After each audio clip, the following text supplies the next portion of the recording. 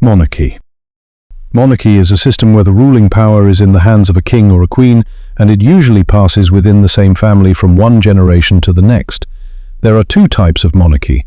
Absolute monarchy, like in Saudi Arabia, where the king holds all the powers and controls every aspect of the state, and constitutional or symbolic monarchy, like in Britain, where a king exists but does not interfere in governance, which is managed by an elected government.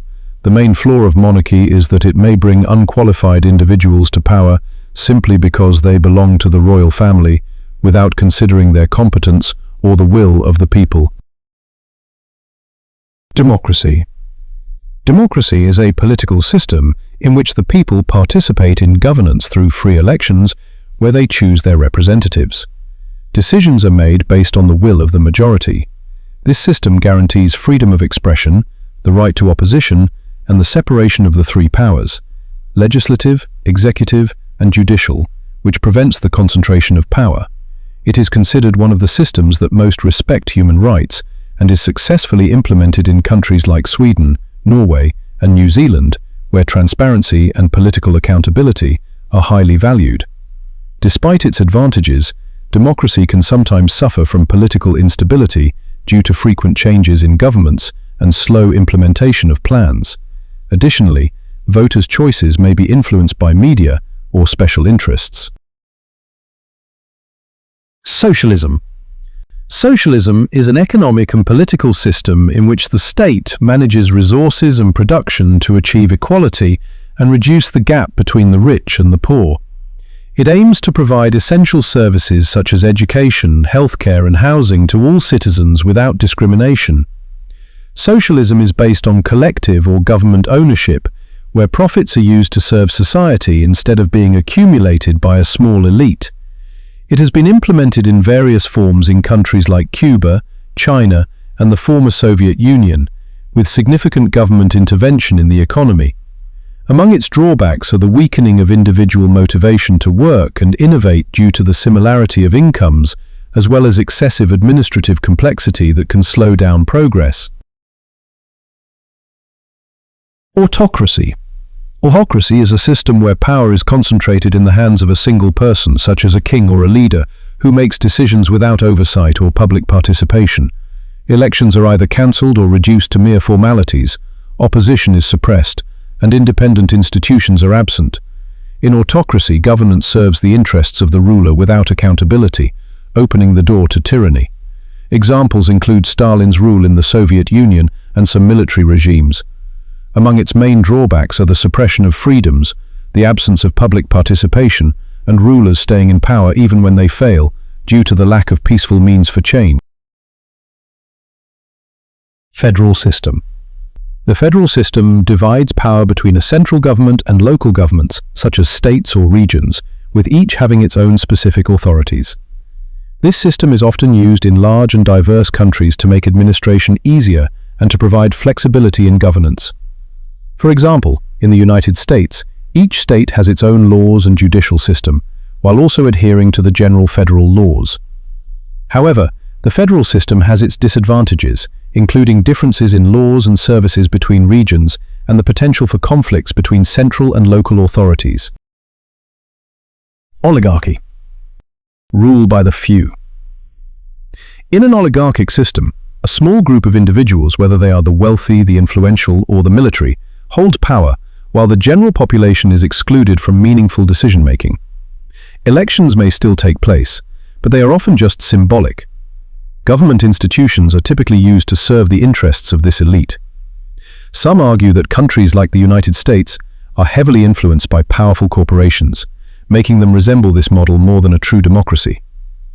The core problem?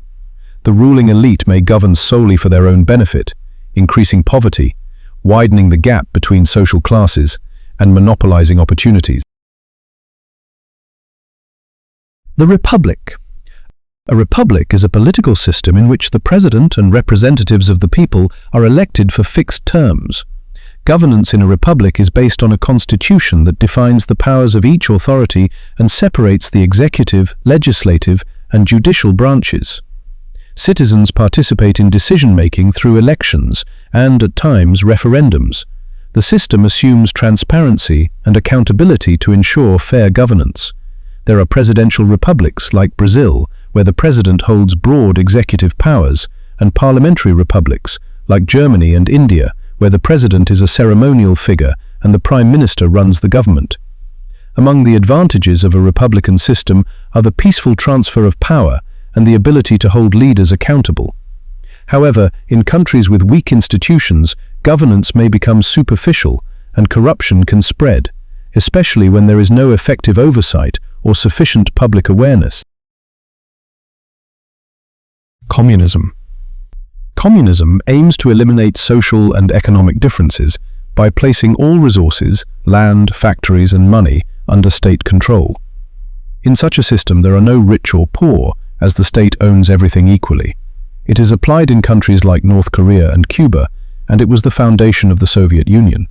Communist regimes are usually ruled by a single party, with no real opposition or genuine elections. Communist ideology views religion as a tool of control, which is why communist systems separate religion from the state, as seen in China and the Soviet Union, where religious practices were restricted. Although the goal is equality, this system often leads to limited freedoms and strict state control. Anarchism. Anarchism is a system that rejects the existence of government or any central authority.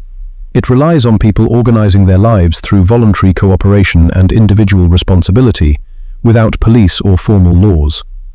This ideology believes in absolute freedom and opposes all forms of control, whether from the state, religion, or corporations. Communities are managed through mutual agreement among individuals. However, applying this system is difficult, as it requires high awareness and collective responsibility. Despite its aim to achieve freedom, the absence of law often leads to chaos, violence, and the rule of the strong. The presidential system. In a presidential system, the people elect the president directly. He is responsible for leading both the state and the government. The president makes decisions and enforces laws without relying on the parliament for everything. This system is characterized by a clear separation of powers into three independent branches. The president enforces the laws, the parliament creates the laws, the courts interpret and apply the laws. This separation prevents any single branch from controlling everything. Countries like the United States, South Korea and Brazil follow this system. One of its main advantages is stability, as the president serves a full term. However, the downside is that if the president abuses power, it can be difficult to remove him from office. The parliamentary system. In a parliamentary system, the people elect the parliament, and the parliament selects the prime minister to lead the government. If there is a president, their role is usually symbolic. The parliament is responsible for making laws and overseeing the government's performance. It has the power to withdraw confidence from the government and replace it if it fails. Japan is an example of a country that follows the parliamentary system. Constitutional rule.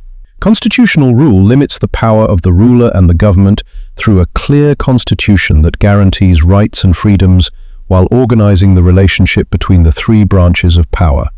No one is above the law, and each branch operates within the boundaries set by the Constitution. The main advantage is that it protects individual rights and prevents tyranny. The downside is that changing laws can be difficult, even if they become outdated or no longer suitable. Examples of countries with constitutional rule include the United Kingdom, the United States, and Germany. Totalitarian rule.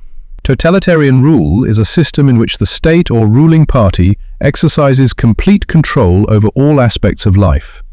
There is no opposition, and the regime uses propaganda and security forces to maintain its grip on power, monitoring the public and suppressing any dissent.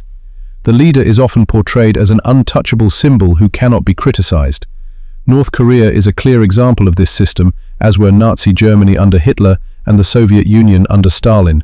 Its greatest flaws are severe repression, lack of freedom, and widespread human rights violations, creating an environment of fear and stagnation. The Islamic System. The Islamic system is based on Sharia law derived from the Quran and the Sunnah. Its core goal is to establish justice, equality, and the protection of rights within a religious and moral framework. The ruler implements Sharia and consults scholars through a system of shura, consultation, while the judiciary remains independent and rules according to Islamic law. Power is shared between the ruler and consultative councils, ensuring a balanced relationship between rights and responsibilities. Though the system faces challenges in religiously diverse societies, it offers a model grounded in spiritual values and social justice. Historical examples include the Rashidun Caliphate, the Umayyad Caliphate, and the Abbasid Caliphate.